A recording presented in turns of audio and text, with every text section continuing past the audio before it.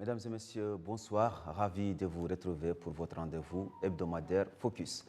La Mauritanie franchit une nouvelle étape dans le renforcement de ses relations internationales avec une visite d'État marquante du président de la République, son Excellence Mohamed Ould Cheikh El Ghazouani en France.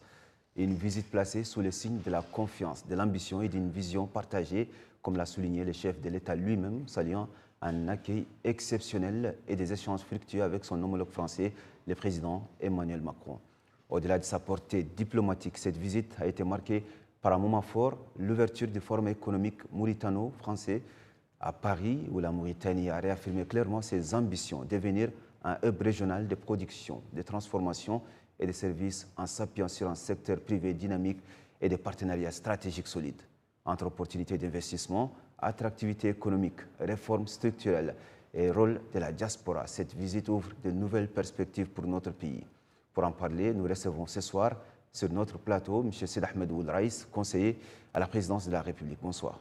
Bonsoir, merci. Alors, merci beaucoup d'avoir répondu à notre invitation. Avant de continuer, je vous propose à présent de suivre les discours prononcés par le président de la République au cours du lancement du Forum économique mauritano-français à Paris.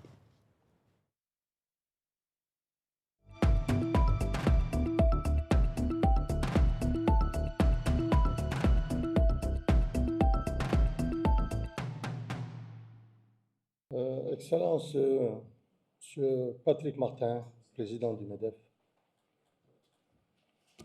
Monsieur le ministre, Messieurs les ambassadeurs,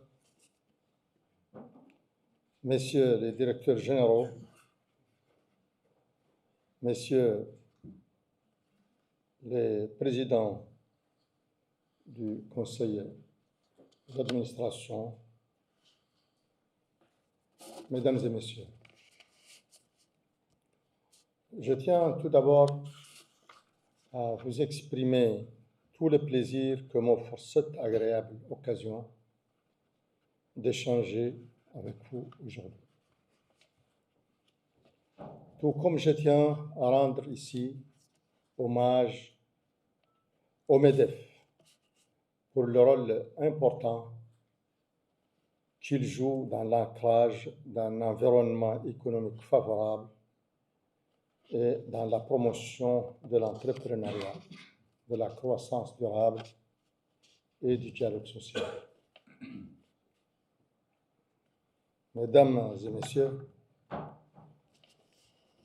vecteur d'innovation, de création de richesses et d'emplois, le secteur privé est aujourd'hui le véritable moteur de la croissance économique, particulièrement dans le contexte actuel des dynamiques mondiales et d'émergence de nouveaux paradigmes de coopération.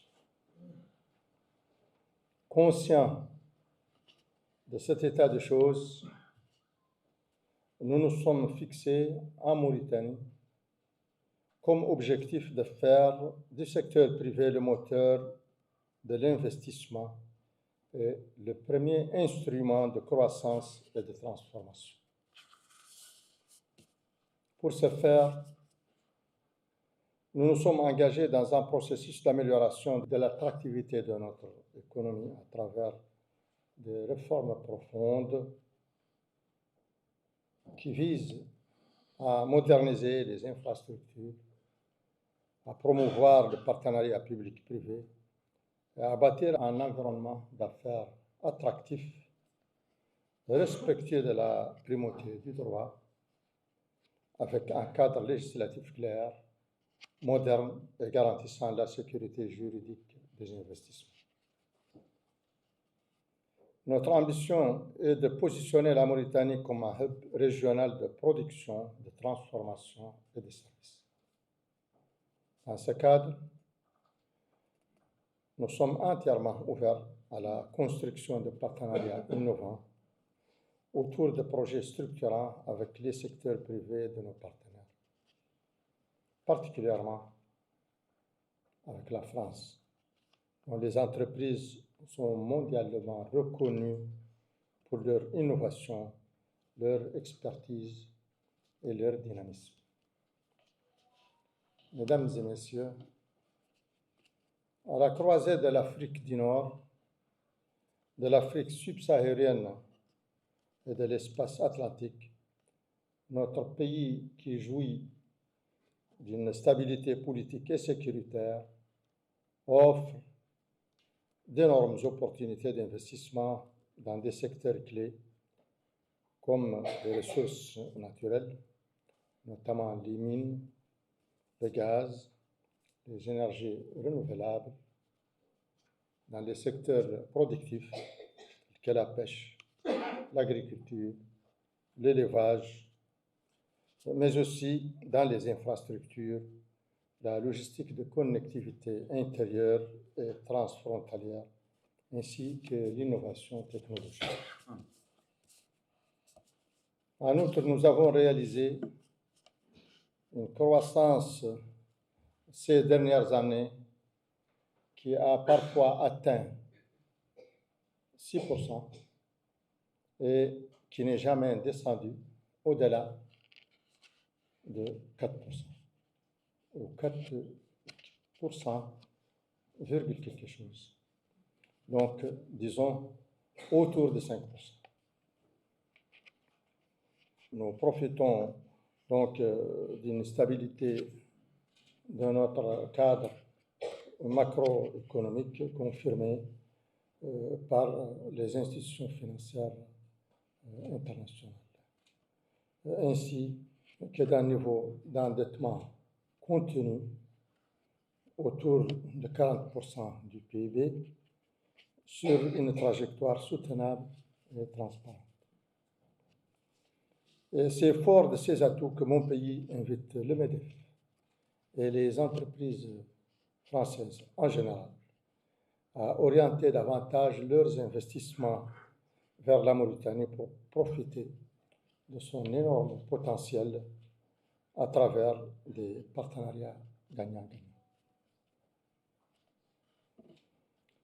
Espérant donc voir de plus en plus d'entreprises françaises opérer en Mauritanie et convaincu que la présente rencontre y contribuera, je renouvelle à tous mes sincères remerciements. Je vous remercie.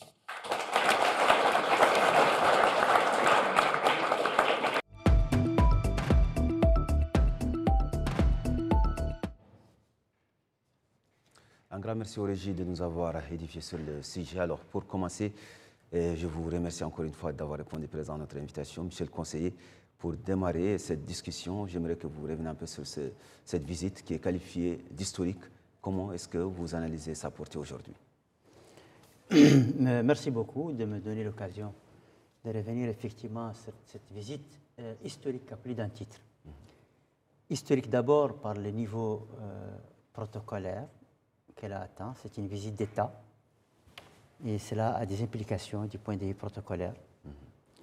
Historique également par l'occasion qu'elle a offert aux deux présidents de consolider une relation qui est là depuis les années 60 et de proclamer leur souhait et leur volonté d'ancrer cette coopération dans différents secteurs. Historique également par sa portée politique, économique et stratégique, et nous aurons l'occasion de revenir sur ces axes-là. Très bien. Alors déjà, on parle de relations qui est basée sur la confiance et une vision qui est une vision commune. Alors comment est-ce qu'on peut... Qu'est-ce que ça change dans la relation entre la Mauritanie et la France? Vous savez, les deux présidents ont pris soin de rappeler que cette relation-là est une relation d'amitié entre deux peuples et deux États. Une relation bâtie sur la confiance, sur le respect mutuel, sur la solidarité et le soutien.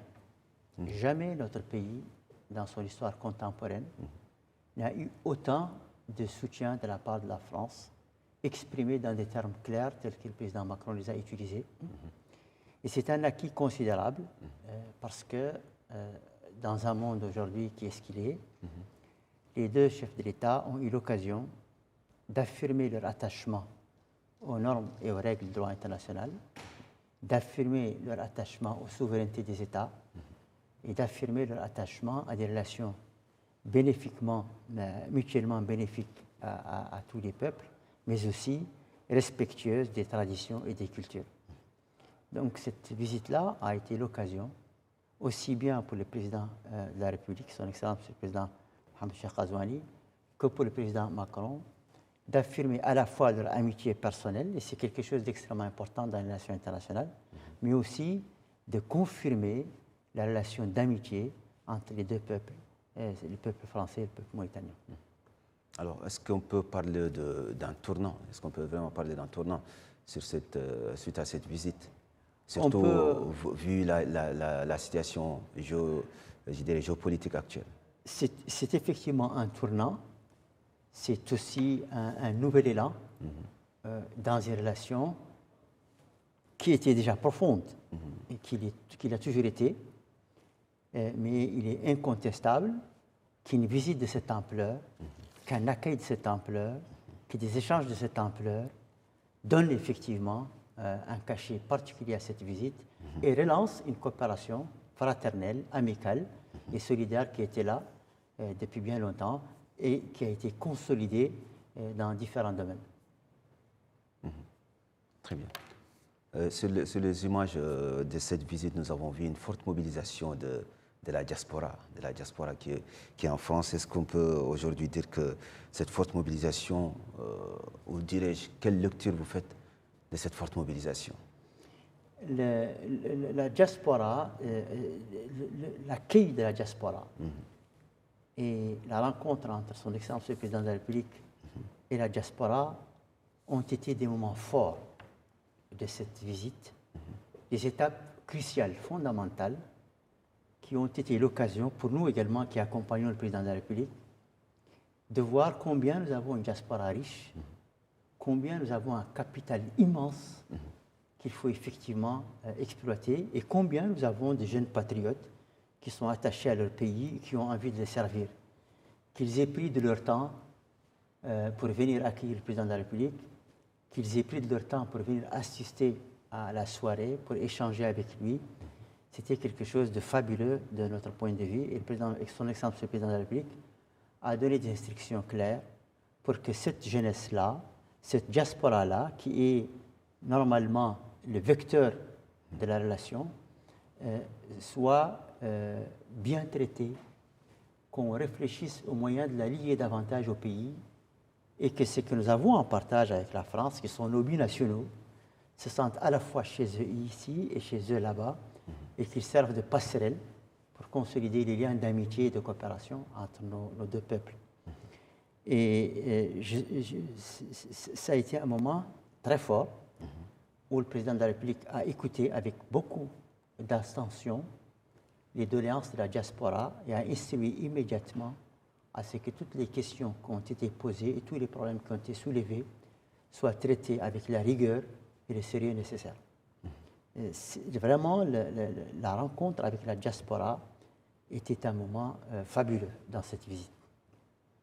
C'est intéressant ce que vous dites. Cela me ramène à vous poser cette question qui c'est de nous rappeler le rôle que peut avoir cette diaspora-là dans cette relation que doit entretenir entre les deux pays, en l'occurrence la Mauritanie et la France. Vous savez, quand on a instauré la double nationalité, ça a été une mesure salutaire. Parce que ça a permis à cette diaspora-là, justement, de pouvoir revenir au pays et de pouvoir servir son pays d'adoption et son pays d'origine. Et nous avons été, le Président de la République l'a dit à plusieurs reprises, positivement impressionnés par la présence d'élus d'origine mauritanienne, par la présence de restaurateurs, de jeunes musiciens, de professeurs d'université, même de rappeurs. Et c'est cette diversité-là qui fait la richesse de cette diaspora et c'est ce savoir-faire dans plusieurs domaines qu'elle doit apporter à son pays. Et le Président de la République a donné des instructions très claires pour que des liens avec cette diaspora soient maintenus et qu'on réfléchisse aux moyens de la lier davantage au pays. Et je crois que son Excellence, M. l'ambassadeur de la Mauritanie en France, a été instruit à l'effet de faire une note pour diagnostiquer les problèmes qu'il y a et proposer des solutions qui seront très vite mises en œuvre. Inch'Allah. Très bien. Alors, je l'avais dit tantôt, cette visite, elle intervient dans un contexte international assez mouvant. Alors, comment, ou dites-nous, qu'est-ce que la Mauritanie cherche à occuper en termes de place? Quelle place la Mauritanie occupe? Déjà, et son exemple, le président de la République l'a rappelé, M. Macron aussi, le président Macron l'a rappelé, nous sommes aujourd'hui dans un monde où il y a une multitude de crises multiformes. C'est un monde d'incertitude. C'est un monde où les frontières sont remises en cause, où des conflits internes menacent l'existence de certains États, où des conflits ethniques éclatent un peu partout, et où le droit international est remis en cause. Et donc, pour toutes ces considérations-là, un pays comme la Mauritanie a besoin d'avoir une position claire, a besoin de nouer les alliances qui le préservent.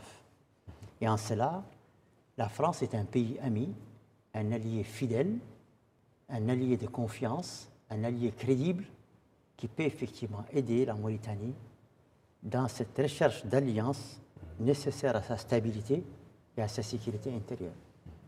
La Mauritanie est aussi un pilier fondamental au Sahel dans la lutte contre donc, la criminalité transfrontalière, contre le terrorisme, et c'est un pays d'accueil de centaines de milliers de réfugiés qui sont là pour des raisons humanitaires et à cause de conflits internes dans des pays frères et amis que la solidarité nous impose naturellement d'accueillir, et nous comptons sur nos amis également pour nous aider à jouer ce rôle. Donc la Mauritanie est concernée à plus d'un titre par une relation solide avec la France, ce qu'elle a toujours été, et par raffermir ses liens, justement, et c'était l'occasion pour le président Macron d'affirmer son soutien plein et entier, son engagement auprès de la Mauritanie, en s'alliant au passage le courage et la responsabilité de son Excellence le Président de la République avec ses positions sur toutes ces questions-là, qui ont été des positions à la fois responsables, lucides, sereines et solidaires avec les pays de la sous-région. Nous sommes confrontés à quelques problèmes que nous partageons avec plusieurs pays, dont l'immigration illégale, dont l'insécurité aux frontières qui est partagée par tous les pays sahéliens, les crises potentielles d'insécurité alimentaire. Vous savez aujourd'hui que le monde est menacé dans les chaînes d'approvisionnement, il est menacé par une inflation sur les produits alimentaires, il est menacé par une inflation sur les hydrocarbures. Toutes ces questions-là méritent une approche globale, une approche partenaire entre plusieurs États. Et la France est un pays sur lequel on peut compter à la fois en termes de savoir-faire, mais aussi de mobilisation de la communauté internationale autour de ces questions. Et je pense que le président de la République a eu l'occasion d'en parler avec le président Macron pour attirer son attention sur l'urgence, la nécessité de tenir compte des problèmes spécifiques à la sous-région, qui est un importateur net d'hydrocarbures, un importateur net de produits alimentaires, et qui a besoin d'une approche spécifique et particulière pour faire face à la situation, effectivement, qui découle de la situation internationale aujourd'hui. Très bien. Alors, monsieur le conseiller, quand on parle de défis actuels, on fait référence à quoi exactement? Quels sont les défis qui sont les plus importants actuellement? Il y a d'abord le défi du développement économique et social. Vous savez, la stabilité d'un État dépend avant tout donc, de son niveau de développement. Donc les questions d'inégalité sociale, les questions d'exclusion, les questions de pauvreté, les vulnérabilités de toutes sortes constituent un facteur d'instabilité contre lequel il faut lutter. Et c'est pour cela qu'il y a des politiques économiques qui ont été mises en place. Et c'est pour cela aussi que le président de la République a parlé au secteur privé, a voulu qu'il y ait des partenariats se nouent entre les deux secteurs privés de la France et de la Mauritanie pour qu'il y ait création de la richesse, pour qu'il y ait création d'emplois, pour qu'il y ait donc une lutte efficace contre la pauvreté. Ça, c'est le premier défi. Les deuxièmes défis sont des défis, ce qu'on appelle la cohésion sociale de façon générale et la gouvernance. Là aussi, les sociétés ont besoin d'institutions et de politiques publiques aptes à les faire converger dans des cadres collectifs qui permettent leur unité, qui permettent l'ancrage d'institutions et l'ancrage de l'état de droit. Ça aussi, c'est un défi parce que quand on a des conflits de caractère politique, quand on a un manque de confiance ou quand on a des ruptures, comme il y en a eu dans la sous-région, donc ça peut aussi poser des problèmes de stabilité. Et c'est pour cela que le président de la République a appelé ici en Mauritanie à l'apaisement, qu'il a demandé souvent qu'on passe des dialogues politiques et qu'on cherche à engager des dynamiques politiques pour avoir des institutions efficaces qui reflètent nos contradictions et qui soient capables de les gérer dans la sérénité et la paix civile. Ça, c'est un autre élément. Troisième élément, c'est l'insécurité globale que vivent tous les États. Aujourd'hui, ce n'est pas parce que vous êtes maître de la situation chez vous que vous êtes dans une situation de sécurité. Les conflits ailleurs peuvent réjaillir sur vous. Ah oui. Et c'est pour ça que vous êtes concerné aussi par ce qui se passe ailleurs. Dans la sous-région aujourd'hui, il y a des défis partagés. Il y a le défi du terrorisme, il y a le défi de l'immigration clandestine qui a parfois plusieurs raisons. Il y a le facteur climatique, il y a des gens qui migrent parce qu'ils n'ont pas de quoi manger là où ils sont et qui vont chercher à manger ailleurs. Il y a des gens qui sont chassés par les conflits et qui veulent survivre à des conflits armés. Donc toutes ces questions-là interpellent la sous-région et méritent d'être posées. Le président Ghazouani a souvent été le porte-voix de l'Afrique sur ces questions quand il a été président de l'Union africaine.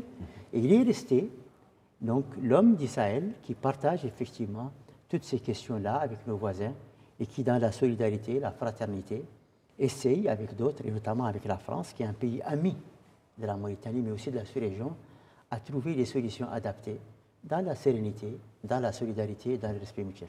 Très bien. Très bien.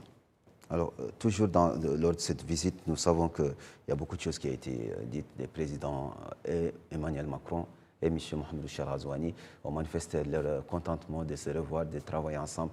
Alors, est-ce que durant cette visite ou après cette visite, on peut dire que la Mauritanie peut devenir un partenaire fiable? La Mauritanie a toujours été un partenaire fiable de la France. Et d'ailleurs, le président Macron a salué la constance. Autrement dit, est-ce que la Mauritanie renforce l'image qu'il porte? Le président Macron a salué la constance des positions de la Mauritanie sur toutes les questions. D'accord. Et la Mauritanie, naturellement, ça tout le monde le sait, a été membre fondateur du G5 Sahel. La Mauritanie est un partenaire fiable de tous les pays de la sous-région. Et la Mauritanie a toujours été un partenaire solide pour la France. L'inverse est vrai aussi. En Mauritanie, nous avons toujours pu compter sur le soutien français à tout moment.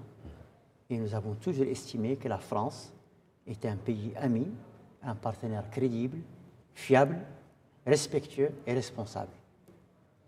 Et aujourd'hui, effectivement, après cette relation, et le président, son Excellence le président Mohamed Char Ghazouani l'a dit à plusieurs reprises, l'un des buts, c'est de consolider cette relation bâtie sur le respect mutuel et sur le partenariat.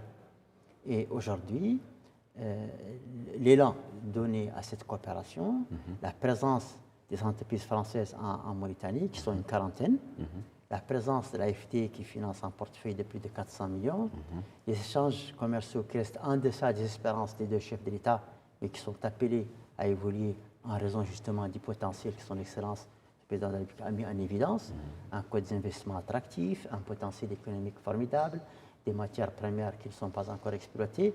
Tout ce potentiel-là est un terreau favorable à l'éclosion, à la consolidation des relations qui existent déjà et qui peuvent se traduire en partenariat. Aujourd'hui, l'un des meilleurs partenariats qui marche, public-privé qui marche, est un partenariat public-privé entre l'entreprise française et l'État mauritanien. Et c'est quelque chose qui est très bien. Les entreprises françaises sont dans l'agriculture, elles sont dans l'eau, elles sont dans l'énergie. Et le forum que vous venez de projeter a été aussi une occasion pour les deux secteurs privés d'échanger, parce que du côté mauritanien, il y avait des banques, il y avait des logisticiens, il y avait des industriels, et tout ce monde-là était là pour identifier d'un commun accord le potentiel d'investissement et le potentiel de partenariat qui peut être noué entre les entreprises françaises et les entreprises mauritaniennes. Et c'est un potentiel immense qui ne demande qu'à être boosté. Et je reviens à la diaspora, qui est aussi un facteur de rapprochement et un pont qui peut aider également les entreprises mauritaniennes à mieux connaître l'environnement français et vice-versa. Les entreprises françaises également à mieux connaître la Mauritanie. Et on peut jouer sur ça pour qu'effectivement la diaspora, qui est une diaspora intégrée, qui est une diaspora riche, qui est une diaspora diverse, qui est une diaspora patriote, et c'est quelque chose de marquant, qui doit être encouragé, qui doit être davantage relié à son pays d'origine, en respectant naturellement son appartenance à son pays d'adoption et en encourageant son intégration et son insertion dans la société où elle vit. Très bien. Alors, Michel Conseil, dès le début, nous parlons de l'aspect diplomatique et j'aimerais que vous nous parliez un peu des acquis que notre pays a eu durant cette visite, côté diplomatique, les différents acquis. Ce sont des acquis exceptionnels. Vous savez, aujourd'hui, c'est le plan international. Avoir comme partenaire, qui le déclare haut et fort, un membre permanent du Conseil de sécurité comme la France, qui a une voix qui porte, qui dit clairement soutenir les positions de la Mauritanie sur toutes les questions internationales, c'est un acquis considérable.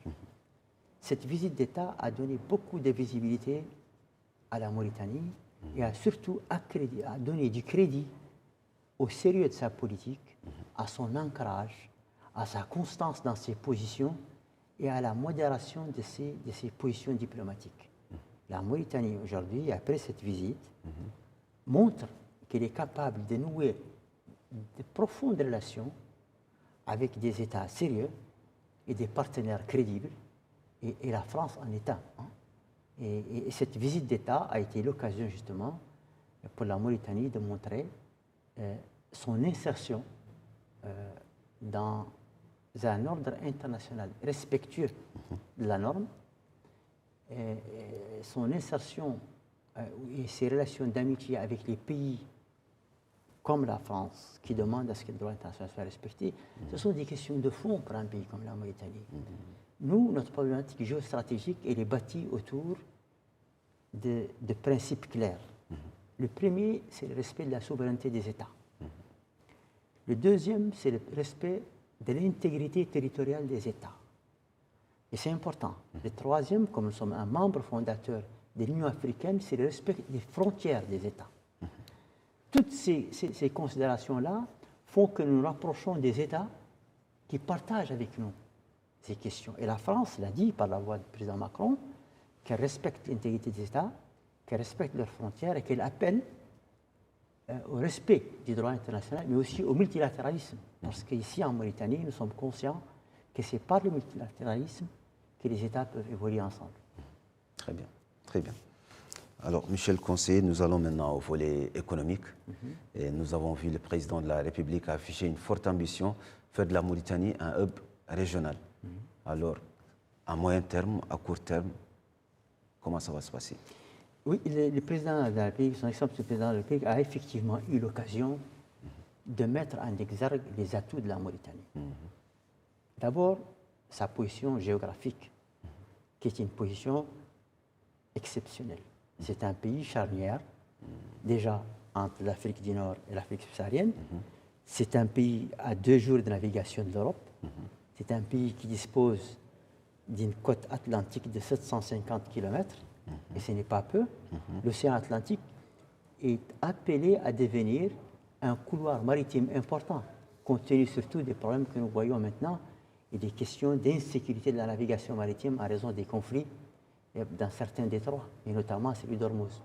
Donc ce couloir maritime est appelé à être un couloir très important. Donc ça, c'est du point de vue géographique. Du point de vue du potentiel, c'est un pays qui regorge de ressources.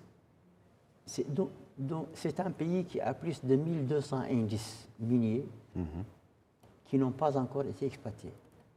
On est à peine à 10% du potentiel du pays. On vient d'avoir effectivement du gaz et probablement que nous aurons du pétrole à un niveau important.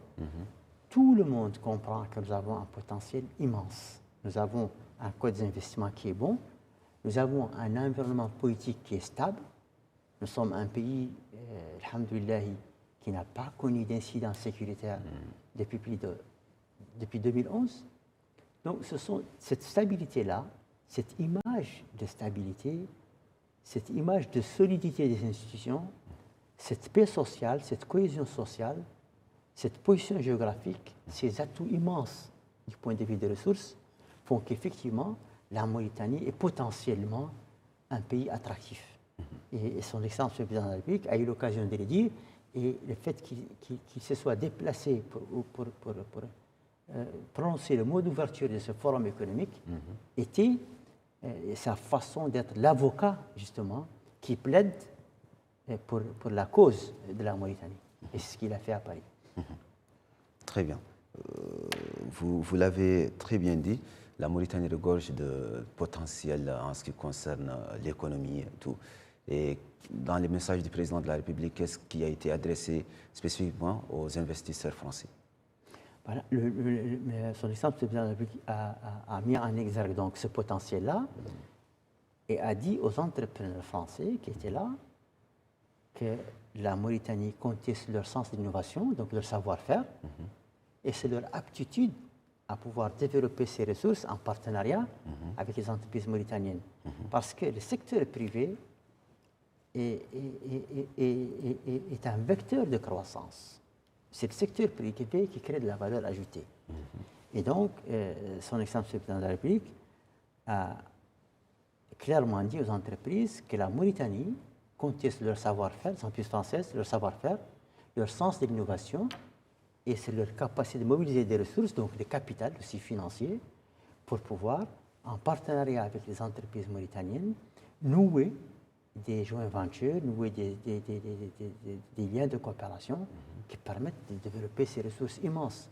Tout cela pour créer des emplois pour la jeunesse mauritanienne, pour créer de la richesse pour la Mauritanie, pour lutter avec efficacité contre la pauvreté, parce que ce ne sont pas des politiques publiques ou des subsides et des subventions qui vont aider même si ça aide à amortir la pauvreté, mais la vraie lutte contre la pauvreté, c'est par la croissance économique, c'est par l'enrichissement collectif, et c'est pour cela que le Président de la République a mis l'accent et a rappelé d'ailleurs les chiffres de la croissance qui vont de 4% parfois, c'est environ 5% jusqu'à 6%.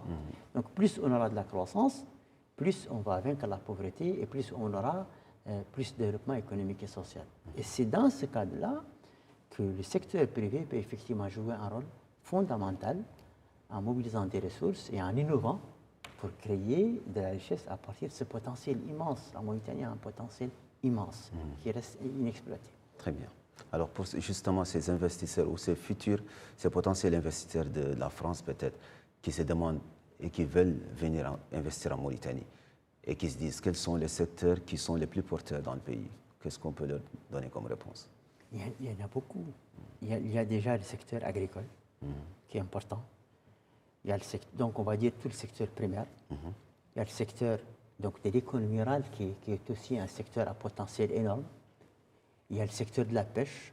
Donc tout ce qui est secteur primaire est potentiellement quasiment vierge. Aujourd'hui, quand vous regardez la pêche, on peut développer une infinité d'industries de transformation. Quand vous regardez l'élevage, on a près de 30 millions de têtes de bétail. Donc, on n'exporte pas de viande, on n'exporte pas de produits laitiers, on n'exporte pas de produits de cuir, donc tout ce qui est lié à l'industrie donc de l'élevage, qui est une industrie diverse et potentiellement très riche. Nous avons un potentiel agricole énorme. N'oublions pas que nous avons le fleuve, qui est également 700 km. Nous avons près de 600 000 hectares de terres cultivables. Nous sommes, comme je vous l'ai dit, à 2 jours de l'Europe. Il y a tout un potentiel de culture hors saison qui peuvent être faites ici, qui peuvent être exportées en Europe. Il y a des entreprises qui ont déjà commencé. N'oubliez pas qu'on a eu des pastèques qui ont été exportées, mais il y a d'autres produits qui pourraient être exportés en hiver. Et pour cela, il suffit qu'il y ait des joint ventures pour ça. Donc ça, c'est le secteur primaire. Mais tous les autres secteurs, quand vous regardez, c'est les questions d'industrie extractive, mais c'est un potentiel immense. Quand vous regardez justement les énergies, le potentiel en termes halieutiques, en termes solaires, c'est immense. Et aujourd'hui, vous avez l'hydrogène vert, il y a déjà des joint ventures pour ça. Donc il y a des potentiels énormes, ça se chiffre en milliards, des milliards de dollars. Il suffit simplement qu'il y ait les ressources et le savoir-faire pour ça. Ce sont des potentiels énormes. Ce pays est encore vierge. Il n'a pas encore exploité 10% de son potentiel. Et c'est ce que son Excellence le Président de la République est allé dire en France. Et en plus de cela, il y a aussi un environnement qui est très favorable. Nous avons l'un des meilleurs codes d'investissement au monde, qui est très protecteur, qui donne toutes les garanties qu'il faut. Nous avons de bonnes incitations. Et comme je vous l'ai dit tantôt, nous avons la stabilité, nous avons la proximité. Et c'est un environnement, je dirais, presque parfait pour investir. Et c'est pour ça que nous sommes fondés à penser que la transformation du pays n'est qu'une question de jours. Il suffit simplement qu'il y ait le déclic. Et ce déclic-là, son exemple, c'est le président de la République qui est allé le chercher en France, comme il l'a déjà fait aux États-Unis, comme il l'a fait c'est un peu l'effet RP de l'économie mauritanienne. Et c'est grâce à ce type de démarche que nous allons effectivement pouvoir développer notre potentiel. Pour revenir à la relation avec la France, c'est la meilleure porte d'entrée. Parce que la France est un pays crédible, c'est un pays qui a une économie prospère, c'est un pays qui dispose d'un savoir-faire, c'est des métiers de pointe, c'est un pays qui peut former, et c'est un pays qui apporte un savoir-faire. Donc c'est pour toutes ces raisons-là aussi qu'il faut consolider la relation et aller le plus loin possible dans le rapprochement des deux pays. Alors on parle aussi de réforme de l'attractivité du pays. Alors, en ce qui concerne ce point concrètement, qu'est-ce qui va changer? En fait, l'attractivité, quand on parle d'attractivité, c'est l'environnement. Aujourd'hui, le pays est attractif parce qu'il a un code d'investissement des plus attractifs au monde. Il offre beaucoup d'incitations. Le pays est attractif parce qu'il est stable, et ça c'est important. Le pays est attractif aussi parce qu'il a des politiques monétaires qui sont bonnes aujourd'hui. Parce qu'il y a des pays où les gens hésitent à investir parce que quand vous avez par exemple des gains, vous ne pouvez pas les rapatrier. Aujourd'hui, les transactions sont courantes en Mauritanie. On peut transférer ce qu'on veut. Il n'y a pas de restriction au change. Le taux de change est un taux réel, transparent. Et ce sont des paramètres sur lesquels auxquels les investisseurs s'attachent beaucoup et qui sont très bons en Mauritanie. Très bien. Alors, le président était accompagné également d'une délégation du patronat, à savoir le secteur privé. Qu'est-ce que le secteur privé peut faire avec l'État, je dirais, pour améliorer l'attractivité, même l'investissement dans le pays? C'est pour ça que, donc, au cours du forum, ça a été l'occasion pour les entreprises nationales de montrer ce qu'elles savent faire, d'exposer leurs projets et de chercher à nouer des relations de partenariat avec les entreprises françaises. Je vous ai dit tantôt qu'il y a déjà 40 entreprises françaises en Mauritanie qui sont très satisfaites, et ce sont des avocats aussi de la Mauritanie auprès donc, du patronat français et auprès des entreprises françaises. Et c'est comme ça qu'on peut développer. Pourquoi justement le président de la République a souhaité qu'il y ait des entreprises mauritaniennes à l'occasion de cette visite. C'est pour nouer ces liens qui vont permettre aux uns et aux autres justement de se rencontrer, d'échanger et de dépasser les barrières qu'on pourrait avoir et les appréhensions qu'on pourrait avoir avant de prendre un risque. La Mauritanie est un très très bon risque en termes financiers. Et donc, c'est ce que son Excellence le Président de la République est allé dire, au-delà, naturellement, de l'aspect diplomatique, stratégique, économique et politique qui était fondamental dans la visite. Alors, le président a évoqué dans ses déclarations à Paris que ce partenariat doit rester gagnant-gagnant. Il ne faut pas qu'un seul côté soit bénéficiaire. Alors, comment garder cet équilibre? C'est l'esprit de la relation. Vous savez, le président Macron a dit la même chose. C'est l'esprit de la relation. C'est une relation fondée sur le respect mutuel. C'est une relation qui n'est pas, qui proscrit tout égoïsme.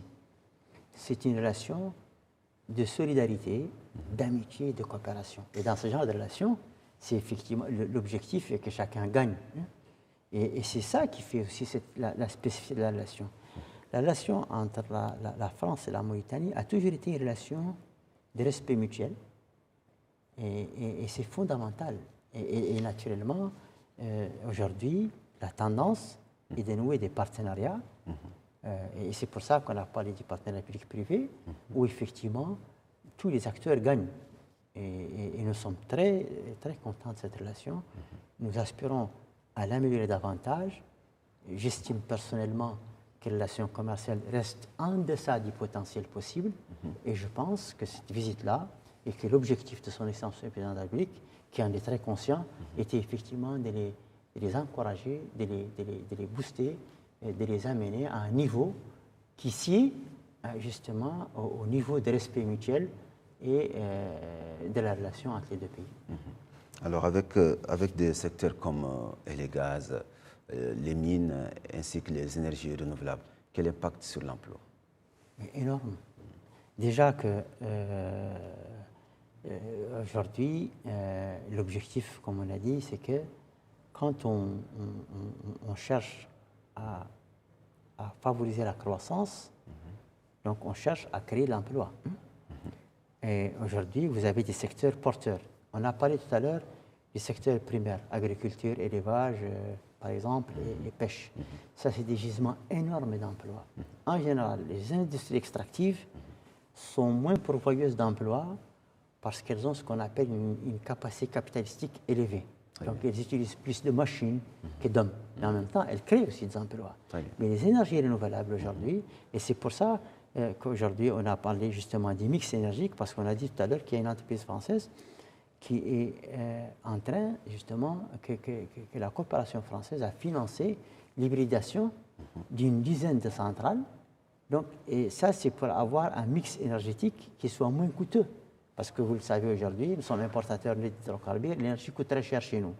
Donc si on arrive à hybrider les thermiques que nous avons, donc à le transformer en gaz ou en éolien ou en solaire, ça nous permet de gagner en termes de coûts, donc de réduire nos coûts d'exploitation. Et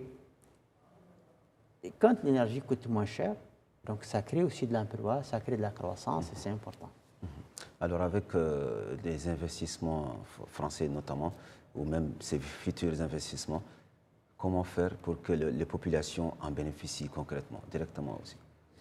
Justement, vous savez, il y a deux types de ciblage des populations.